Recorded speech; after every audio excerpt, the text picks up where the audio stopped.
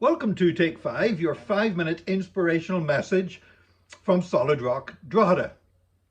Next week, Janice and I are going to be traveling. We're going to be away from Tuesday until Friday in Dubai.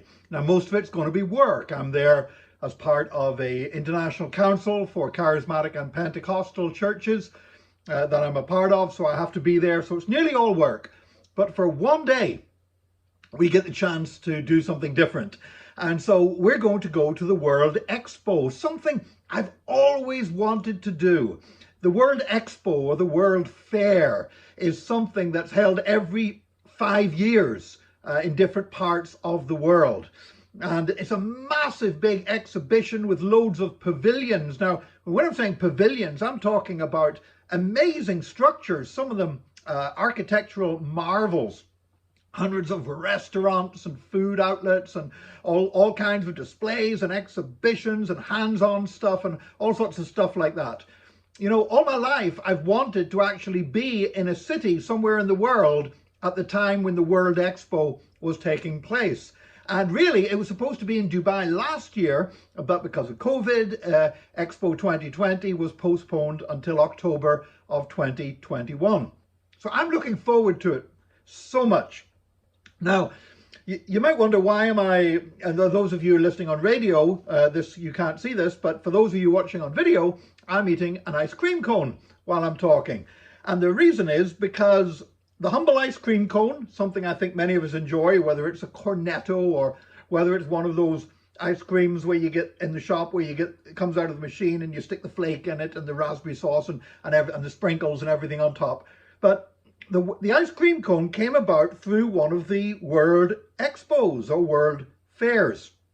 You see, in the 19th century, people were selling ice cream on the streets, but nobody had thought up of the idea of having a cone. In fact, in England, they had what they called penny licks.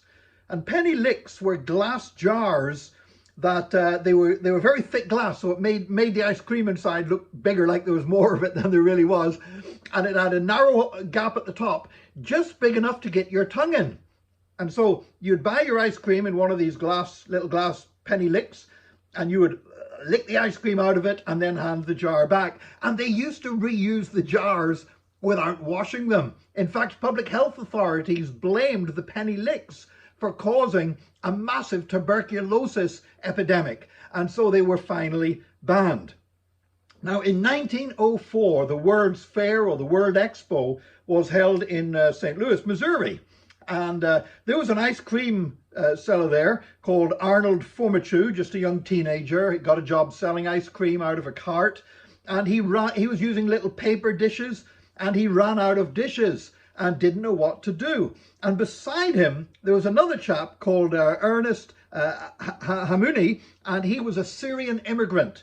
And he was selling what was called zalebia, which is like little pastries with a griddle design on them. And he helped out the young ice cream seller by saying, here, if you roll up one of these zalebia into a cone shape, you can put the ice cream in the top of them. And they became wildly popular. And that apparently is how the ice cream cone was invented. Because somebody saw somebody else who was in need and realized he could do something to help him.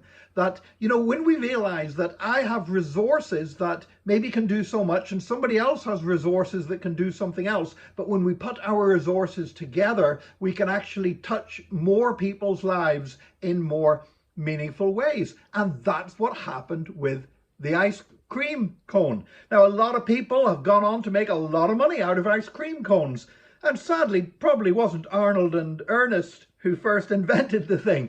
But nevertheless, when they put their two sets of resources together, what they produced was something much, much greater.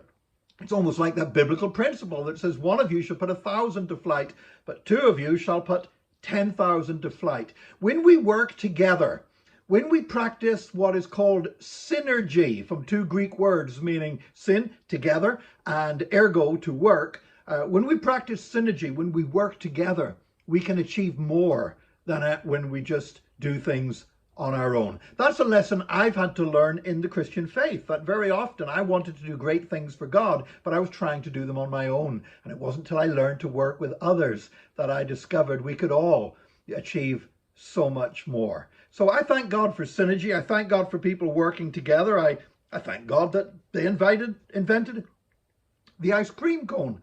And I pray for you today. I pray that you will not be operating in your service for God. You will not be operating as a one-man band, just doing your own thing out there somewhere. But God will put you alongside other people that you can work with so that together you can be more effective in the kingdom of God. May God bless you today, and please join us again next time for another Take 5, your 5-minute inspirational message from Solid Rock Drogheda.